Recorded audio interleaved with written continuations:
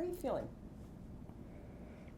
I am tired. I'm still, working to gain my energy back. Of course, I have been someone who's always been really high energy, so I don't know how long it's going to take me to get back to my pre-cancer level. But I'm just grateful to be here in 2025. Grateful to God. So how long had you been going through this? What was the moment that you were told the C word, cancer? Because it's very different. We talk about, we have family members who maybe have gone through some bout with cancer. You have a loved one or a friend. But when that word is directed at you, Yeah. I've heard from people that it's like time freezes, Yeah. everything changes. What was that like for you? So there's actually no history of any kind of cancer in my family at all. I have had had a very close friend who died of colon cancer several years ago. And so I knew something was wrong with my body all year, especially, the grueling work of a campaign.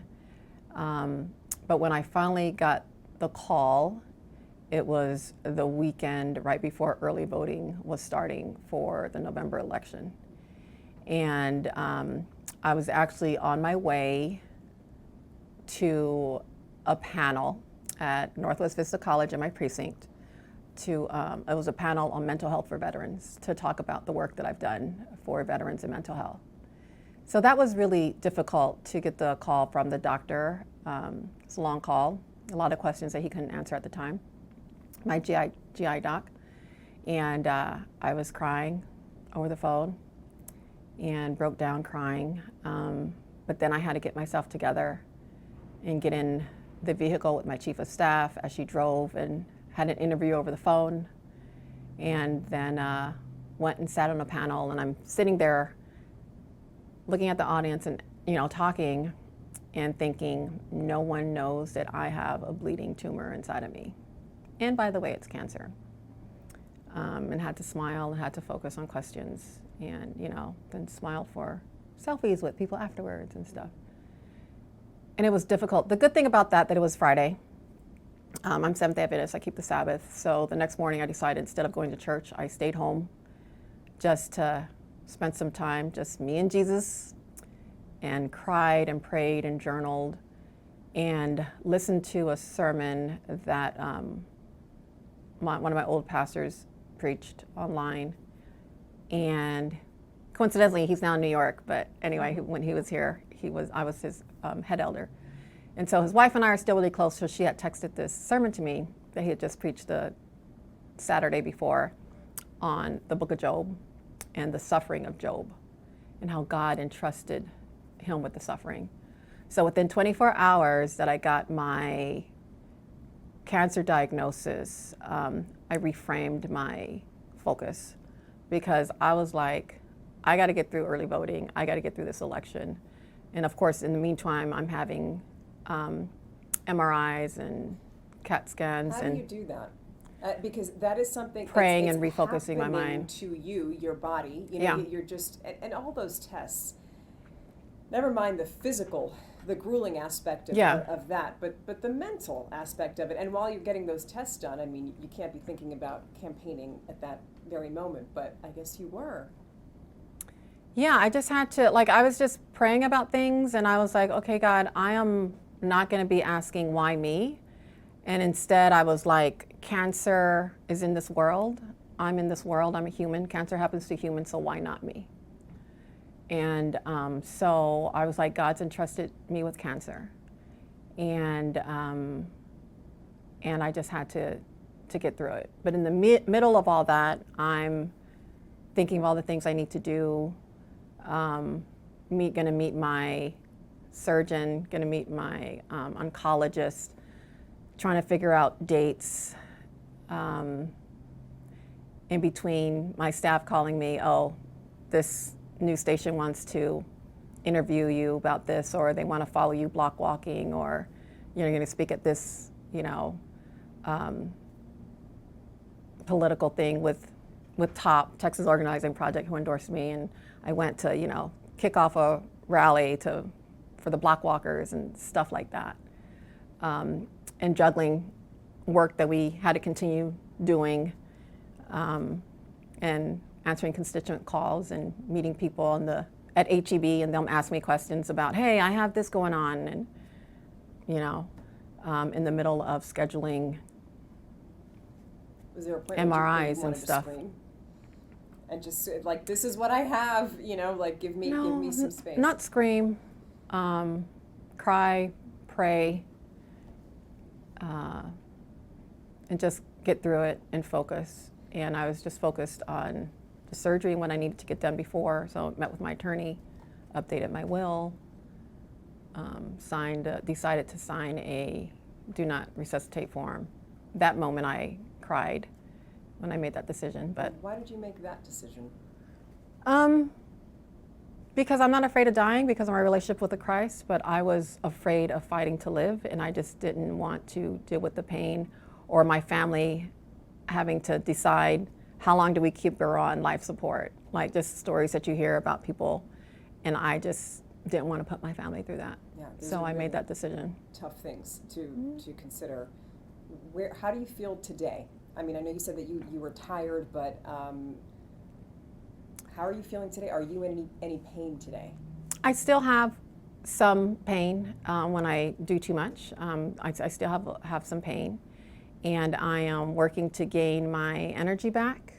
So I do get tired. I'm working to pick up my pace of my walking. We make fun that like one of my staff members, we say she walks really slow, and she went to walk with me at the park one day because I was still trying to walk every day to build up my endurance, and I was walking with the cane, and I was like, wow, you walk faster than me. So I'll know I'm back when I'm walking ahead of my staff and they're trying to catch up with me again. So. What I know there was something I paid very close attention to what you said when you read your letter last week, or when you read your statement, and you were saying you made a commitment to the people that you represent about, when it comes to early detection and medical care and things like that. You have a number of people here who are uninsured. Has this shifted your focus because of this that's happening to you? I wouldn't say it's shifted my focus. I've always been talking about mental health and access to health and preventative health. So now it's more inclusive of that and very specific and very direct. So it's very important that if you are in your 40s, you need to talk to your doctor about a colonoscopy, especially if you're Black. Because when I asked my GI doc if I had any risk factors, he said only your race. Yes, that was something else that stuck with me. Because the other thing is now we're seeing all these statistics come out now about like colon cancer. So many younger people. You used to think people maybe in their 60s or 70s with colon cancer, and now you're getting people who are younger and younger and younger. Yeah. And you, just by the looks of you look healthy. Mm-hmm. It obviously it doesn't discriminate. It sounds like a really reductive thing to say, but it's true. You don't look like somebody who's sickly. Even my doctors, when they would come in to see me in the hospital, they were like, you don't look like you just had cancer. You're up walking. I'm like, didn't y'all tell me I was supposed to get up and walk? Mm-hmm. So I guess they tell people that, but I was like, oh, okay, I have to do this. And because I was already, like my body was already in shape, I had already been walking for the last several years, 45 minutes a day. I'm vegan. I don't drink alcohol. So what I call preventative health, it didn't keep me from getting cancer, but it helped in the surgery process. It helped with the recovery. I was up and walking the next day very slowly, either on the arm of someone, but I was still doing that. And all that, of course, helps that there's no complications post-surgery. What would you tell people who are watching this who were shocked? Because whenever you come out and you make an announcement like that, people come forward and they say, oh yeah, I have somebody that's, I know somebody who's going through this, or somebody, first of all, what has that reception been like from people who heard about you? Yeah, I wasn't prepared for the amount of media coverage and texts on all my phones. So I finally got through and responded to every text. And the reason I'm speaking out about it publicly is so that other people will not ignore preventative health screenings, preventative health appointments, or ignore what they're feeling in their body. And oftentimes I talk about social determinants of health and access to care, which is why I advocated for a new Southside Hospital. UHS hospital, which is where I got my care in the medical center, University Health. And so it's so important to be able to go to your doctor's appointments and your preventative. It's just, that's the word, is preventative, so that you don't have to wait until a doctor finds a bleeding tumor in your colon. At first, I wasn't making any plans post-surgery because I was like, I don't know what could happen. I'm going to meet with my attorney. I'm going to sign this, do not resuscitate, all these things. So I was getting my house in order. And then as the days went on, I was praying more and spending more time with the Lord. I realized that that was not the best attitude to have. So I started making a list of things that I would do after surgery, from the mundane, like returning something to the store. And I was like, if I get to do this kind of mundane errand of life, it means that I'm still alive. To different things, to have lunch with this friend from high school that I didn't get a chance to because I was too busy. That I'm like, I'm not gonna be too busy anymore. There's some travel goals that became health goals for me, because I'm like, okay, if I'm able to go take this trip at this point, then that means I'm alive. That means that God has given me the privilege of living and traveling again. So things like that. But my commitment to my constituents is that I will continue to fight for access to health care. And do you, in going through this, have you seen that San Antonio or Bexar County is lacking in that? So I already knew that growing up in poverty here, living on the South Side. Just the fact that I'm grateful for my friends who were able to drive me to instill to my doctor's appointments, either because I was too weak or dizzy or nervous about the results I was gonna get. And from my house on the South Side to UHS in traffic, in no traffic, it's 30 minutes, in traffic, 40, 45, 50 minutes. And I'm grateful that I had that kind of support, where a lot of my constituents do not. A lot of my older constituents, or for whatever their circumstances, it's just easier to skip it when all the access is on the other part of town.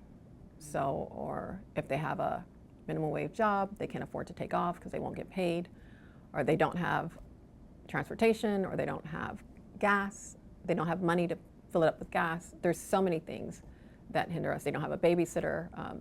Lots of different factors that we need to continue to break down, so that people can have the access to care that they need.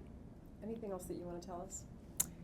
Get your colonoscopies. It's not that horrible. It's easier and more pleasant than having colon cancer and having to have surgery or treatment.